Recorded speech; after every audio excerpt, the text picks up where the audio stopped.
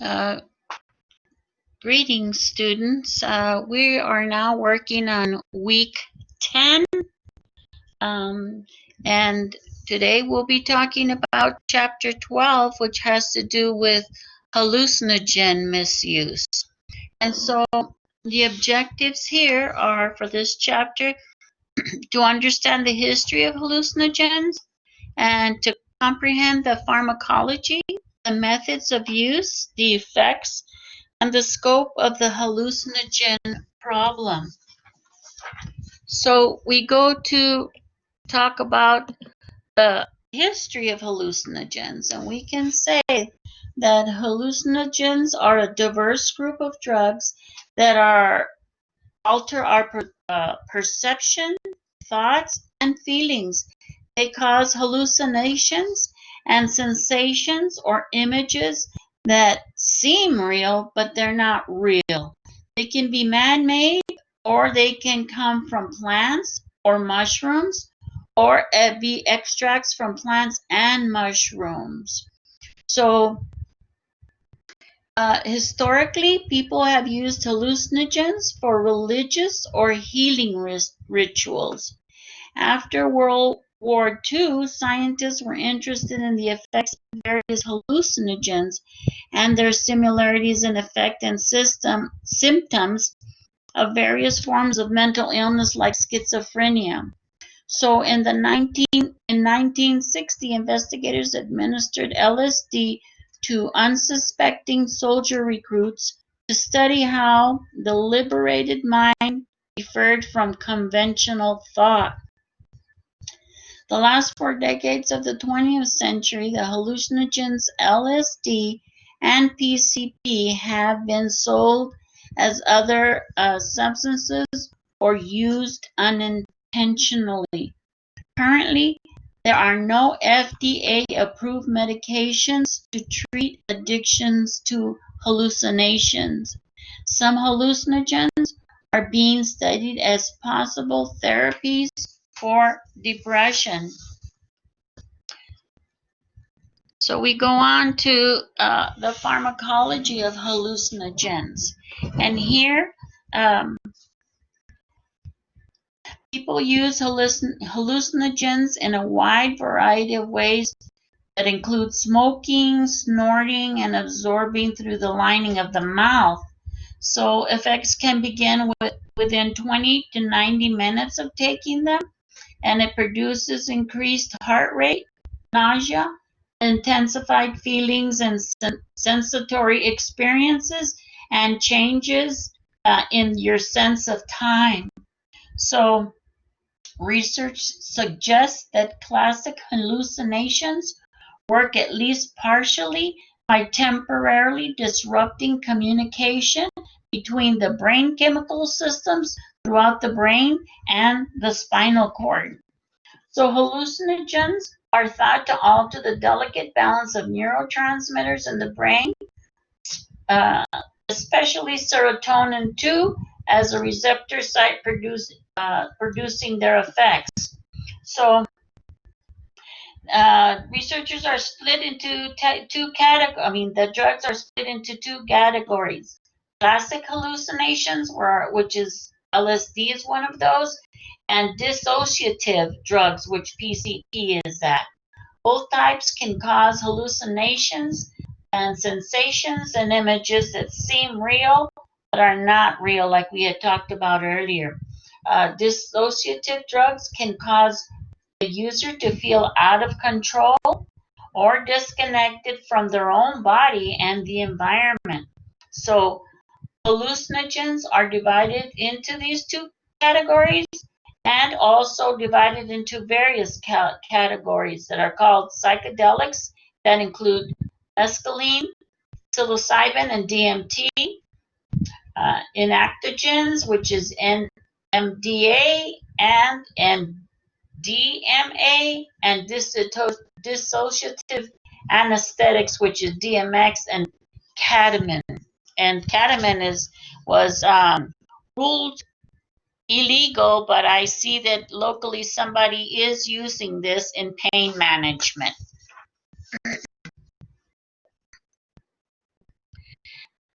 Pharmacology of the LSD.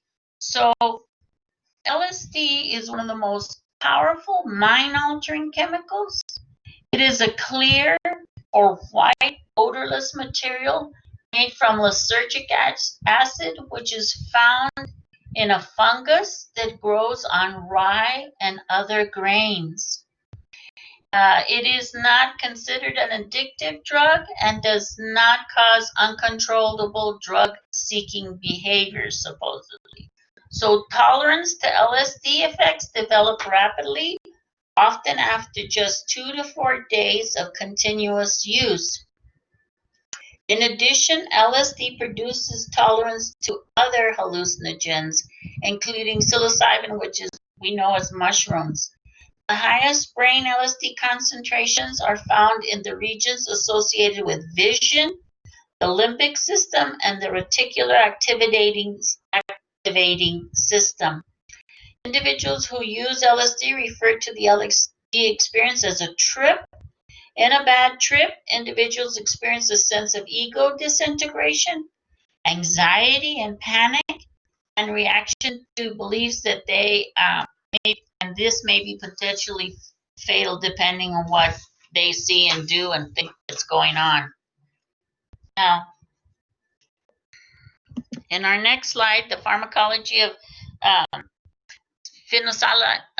PCP, better known as phencyclidine, was developed in the 1950s as a general anesthetic for surgery, but no longer used for that purpose due to the serious side effects that it has. It can be found in a variety of forms, including tablet or capsules. However, liquid and white crystal powder are the most common that we see. PCP is a hallucinogen in that it can be addictive. So PCP is an illicit compound in the U.S. The effects of a small dose of orally administered PCP usually last 3 to 4 hours, with a peak effect of smoked PCP achieved in like 15 to 30 minutes. And dissociative and anesthetic properties of PCP can cause or exacerbate traumatic injuries. So heavy exercise, diet, or major injury might cause significant amounts of PCP to be released back into circulation of a heavy user and possibly induce a PCP flashback experience. So high doses of PCP can cause seizures, coma, and even death. Taking PCP with depressants such as alcohol or benzodiazepines can also lead to a coma. So you can see that there are some serious dangers here. And so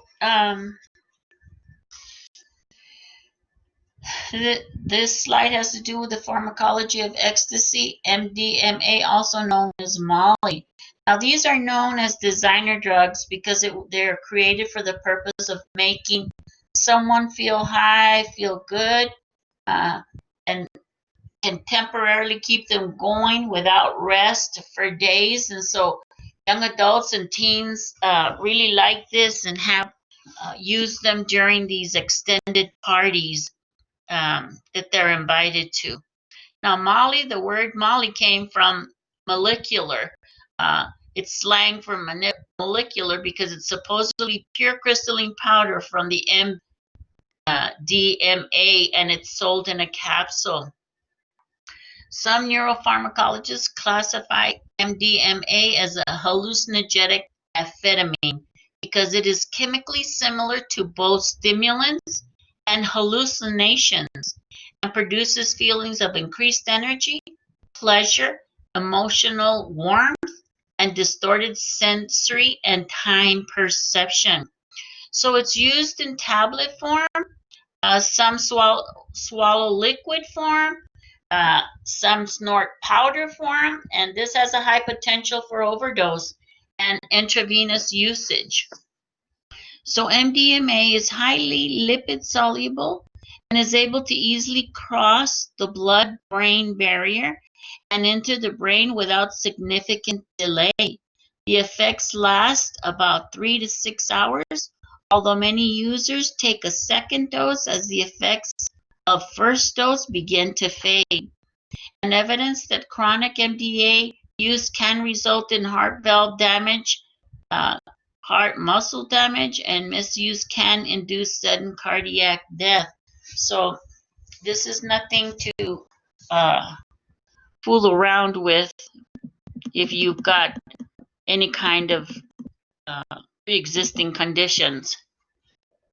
So the next slide talks about Salvia divinorum, and as we know it as just salvia. Salvia is a common plant to southern Mexico and Central and South America. Salvia is typically ingested by chewing fresh leaves or by drinking their extracted juices. The dried leaves of salvia can also be smoked or vaporized and inhaled. Although salvia has been used for generations in central Mexico and South America for doing religious and healing ceremonies, it is a current arrival on the drug scene in the United States. It remains legal in some states and may gain further restrictions in the future depending on how much concern and what the research shows. Active agents in the plant is salvinorin and functions in the brain as a kappa opioid receptor agonist. So effects last for between 30 seconds to 30 minutes.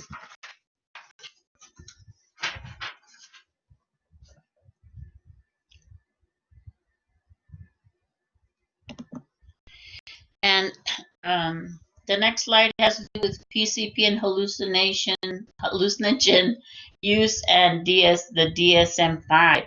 So the DSM-5 defines maladaptive patterns of drug use as involving tolerance and withdrawal. So tolerance develops rapidly to some of the effects of some of the hallucinogens, but not others. And for example, tolerance develops in users of LSD and ecstasy, but not others. So the DSM separated hallucinogen into the phencyclidine use and disorder and other hallucinogen use disorder. So the DSM-5 elected to consider PCP separately from other hallucinogens. In the DSM-5, a withdrawal syndrome is not postulated for these compounds. No withdrawal diagnosis is given. So hallucinogens-related disorders are classified into two categories, we said, right? The hallucinogen use disorder and the hallucinogen-induced disorder. So psychopathology in a patient may be the hallucinogen use, a psychiatric diagnosis, or an interaction between the two. In other words, the person may come in having hallucinations because it's related to the diagnostic criteria. You know, it has a psychiatric diagnosis that includes that, or was taking hallucinogens. And so they need to figure out which one is which in order for them to be able to not only treat them, but what's the interaction between the drug and the psychiatric condition to be able to diagnose. So in conclusion, we can say that basic research is needed to better understand the pharmacology and health effects of these synthetic drugs, social-cultural factors that influence their use, and the effective strategies to prevention and treatment. Thank you. This ends this section.